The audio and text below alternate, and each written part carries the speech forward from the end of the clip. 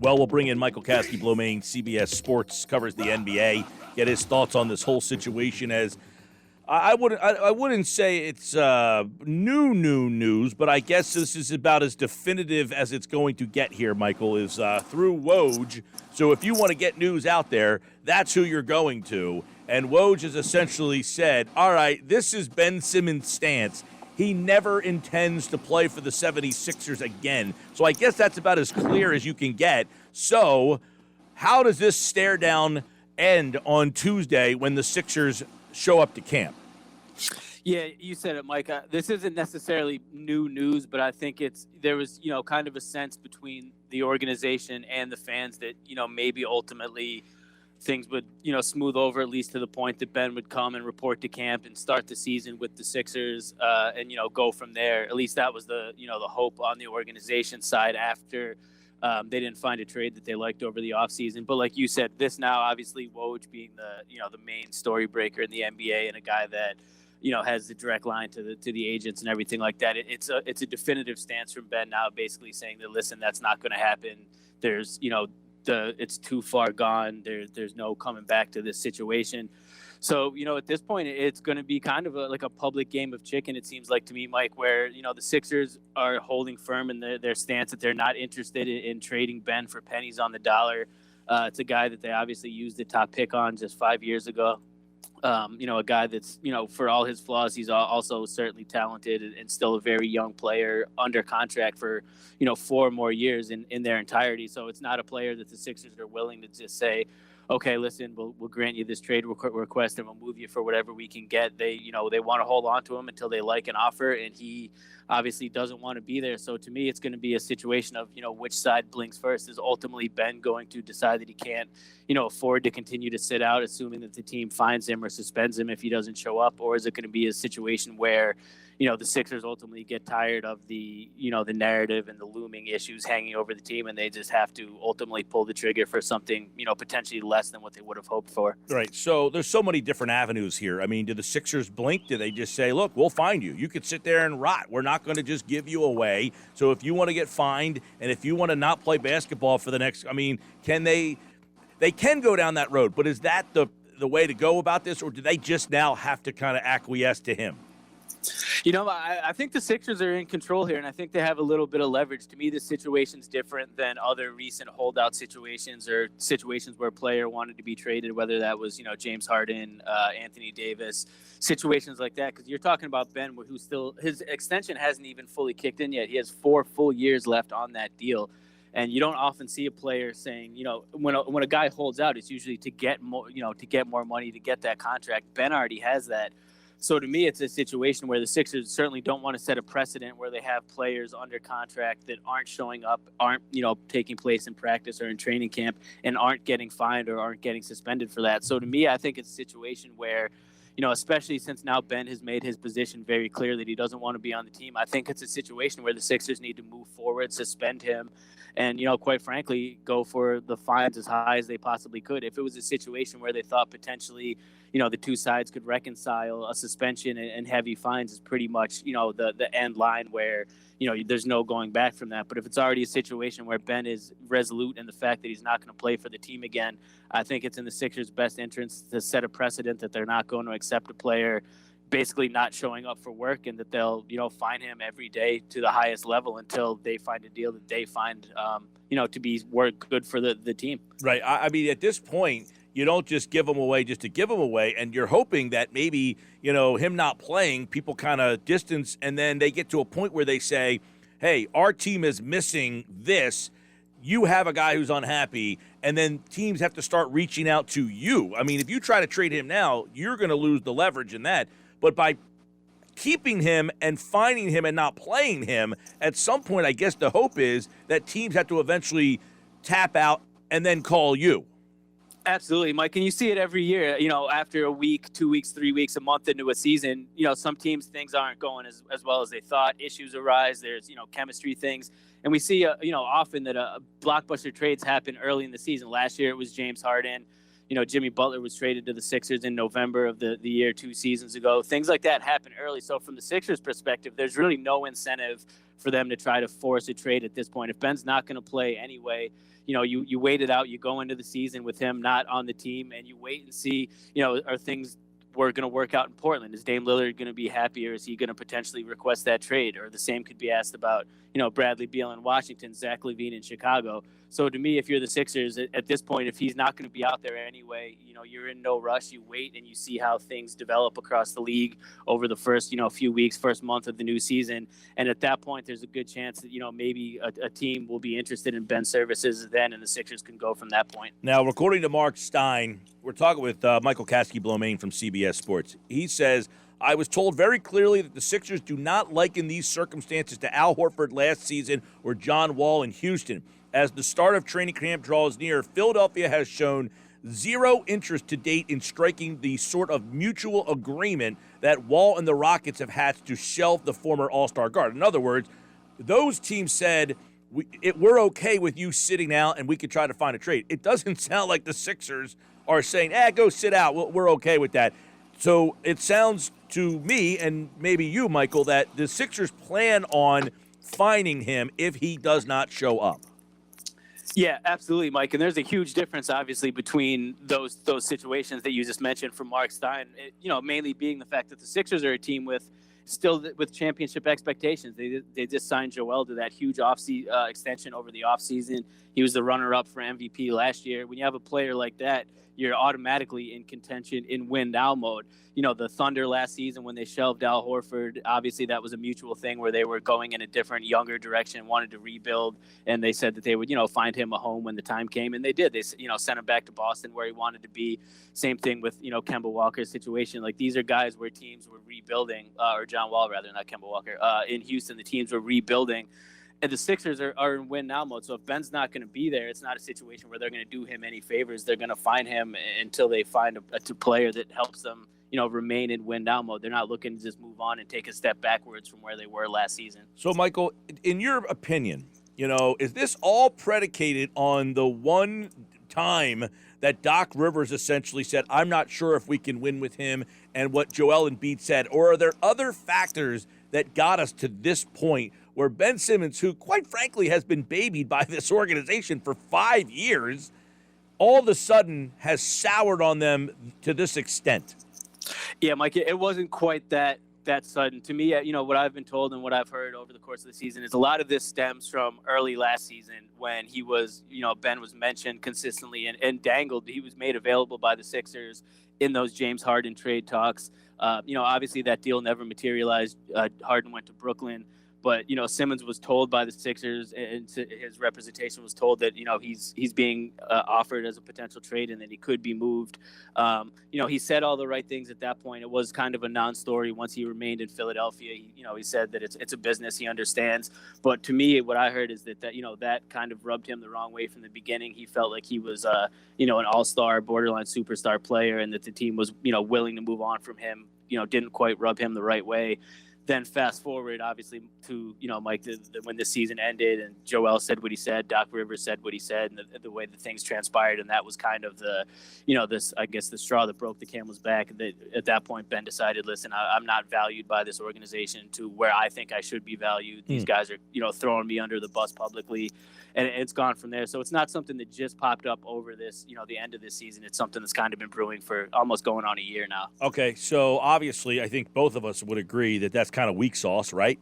Yeah, all right. Absolutely. I'm not defending it. That's just what I've heard. No, right. No, I'm just saying our opinion would be that the Sixers have done enough to show this guy that they appreciate him. They gave him the contract. They have backed him. They haven't forced him to do anything. So for him to take this route is kind of weak. That being said, you get into a situation now if I'm looking at Ben Simmons as the Sixers, this to me tells me that he knows he hasn't added anything to his game and knows he cannot come back here if he hasn't improved his game at all. Like, okay, they're on to me. I got to get out of here. Yeah, absolutely, Mike. And I definitely back what you said in terms of this being, a weak situation. I think Ben, this all stems. It wouldn't have been an issue if he didn't have such serious struggles in that playoff series against Atlanta. If he wasn't, almost a no-show in those fourth quarters of that series. If the Sixers were able to, just win that series, or if he was able to step up to the level that most people expected, this would be a non-issue. And I think the huge thing now is that Ben just doesn't at least seem to me, obviously I haven't been in conversation with him, but he just doesn't seem to be taking any sort of accountability. I'm not saying he's entitled to feel however he wants to feel. Maybe he felt like the organization threw him under the bus or whatever, but there just seems to be a lack of accountability, a lack of maturity on his end to take this stance where, like you said, the organization has done everything for him. They gave him the extension. He was mentioned in trade talks for James Harden, but ultimately they didn't pull the trigger, which was a compliment to him. James Harden being obviously one of the best players in the league. The fact that they were even, kind of contemplating that shows that they had a lot of hope and trust in Ben. Not to mention, Michael, I mean, the fact that they're telling him, we value you to this extent. You told us you wanted to be traded. The value we have in you is we want these level of players because that's how good we think you are. You know what I mean? Yeah, absolutely, Mike. They're only holding out for star level players. The value that they have in him is still extremely evident and obvious, and it's just unfortunate that it's come to this at this point. But they have reason to feel that way. The dude to me is the best defender in the NBA. The team is going to take, a step back defensively pretty much no matter who they get in return for Ben Simmons. There's not another player, as versatile as he is defensively in the league on the perimeter. So, the Sixers have continued to value him. They were ready to bring him back into the fold to start the season and go from there. I heard, earlier this offseason that the Sixers were potentially ready to bring him back with an open mind to even say, hey, maybe if he comes back into this team and he's, motivated and he looks good and he's expanded a little bit, at least he's taken some of those shots, he looks confident, maybe we could work this thing out long term and there doesn't need to be a separation. Obviously since then, all the reports have come out about Ben just having no interest. So it's really Ben at this point that's kind of speeding up this process and making it, the break that it is, where I think the Sixers were much more willing to say, like, hey, let's work this out. Yeah, Michael Kaskey Blomain, CBS Sports, covers the NBA, and obviously Ben Simmons wants out. He does not intend to. Now, he, according to the reports anyway, understands the ramifications, the financial ramifications here. Is that a smokescreen? I mean, or once he gets fined, does he change his tune? He's due $30+ million this year, Michael. Yeah, I think it's one of those things, Mike, where it's a lot easier to say, hold this stance going into training camp, going into a season, and say, I don't care about the money. I'll be really interested if this lingers and we're 2-3 weeks into the season and he's still, not getting paid. He could potentially lose, upwards of $200,000 if he's suspended by the team every game practice that he misses. He could be, fined up to 1/50th of his total compensation, which comes out to over $200,000 a game or a practice. And that, 5 of those, you're missing out on $1 million a month worth. That's a huge chunk of money, even for an athlete that's very well paid. So to me, it's really one of those things where I think it's a situation where, sure, like, I don't expect him to be immediate day on Monday. I don't expect him to be a training camp. But if there's no sign of a trade in sight come, November, middle of November, late November, at that point, is he really going to be willing to continue to give up that money? I don't know, but it's tough to imagine that anyone would be all right with, losing out on that much money. Right. When I put in a request for Ben Simmons, I got a laughing emoji. I'm kidding. We do hope to talk to somebody from the Sixers next week when they do have media day. As Michael mentioned, they are opening camp on Tuesday. The anticipation is that Ben Simmons will not be there. I guess a question I have then is, do the Sixers feel that they are good enough to be stable? Like, they're in a tough situation for this reason. They understand what they have in Joel Embiid. They cannot waste the Joel Embiid years. But do they feel that they are good enough to go into the season without Ben Simmons, without trading Ben Simmons, and hope that they can, be a top 4 seed without Ben Simmons and then make a decision on him and possibly have him change his mind? I think so, Mike. I mean, obviously it's not ideal. Anytime you have arguably your second best player not there, the team's going to take a hit. I do think that they feel, especially with the development of some of the younger guys, Matisse Thybulle going into his third year, Tyrese Maxey, who could potentially even step into a starting spot if Ben's not there, or at least take a huge step forward in his role, combined with, they brought in obviously Andre Drummond, Yang. They have the guys Tobias, Seth, Joel. I think they feel like they have a roster that can continue to be competitive. Mm-hmm. Maybe not a 1 seed like last year, but could like you said, be in that top 3, 4, 5 in the East for the time being, and then go from there. Obviously, I think the hope is that ultimately, if they're able to tread water and stay in that top East conversation until a deal is made, then obviously whatever they get back will help them, kind of buoy them up toward the top again. But I think that they are prepared to be without Ben for at least the short term, and I do think that they think that the roster is good enough to at least compete in the East for the regular season for the time being. Do any of the trades that are kind of being bantied about, John Wall, whoever's been out there, do any of those trades make you a better team? I've yet to see one, Mike. There's a lot of young players that have been tossed around, a lot of draft picks, which would have been good in years past. But to me, like I said, you're pretty much going to take a step back defensively, no matter who you get, and offensively, you do need to account for Ben's playmaking. The things he did for that offense. So to me, a lot of the getting young players back, getting draft picks back, it's obviously not going to help you in the short term when you still have Joel in his prime. And none of these other guys that have been mentioned. John Wall obviously he's a talented player, but the contract's huge. Some of the other guys that have been mentioned, it's just nothing to me that really I've seen it and been like, all right, well, this team is not only going to stay as good as they were last year, they could potentially take a step forward. And I think that's what they're holding out for. Ultimately, is that offer going to become available? We don't know, but I think that's what Morey, Brand, and the rest of the front office is waiting to see. And this is where MKB, I'm a little, just saying, you know what, Ben doesn't want to be here. Let's just get this circus over with. I don't want to have to then include another player like a Maxey or a Thibault in a trade just to get him out of here at this point. I would rather hold on to him, make him sit and rot and fine him until another team gets desperate where they call you and then you rehold the cards. Because right now, they don't hold the cards if they trade him today, tomorrow, or the next. You know what I mean?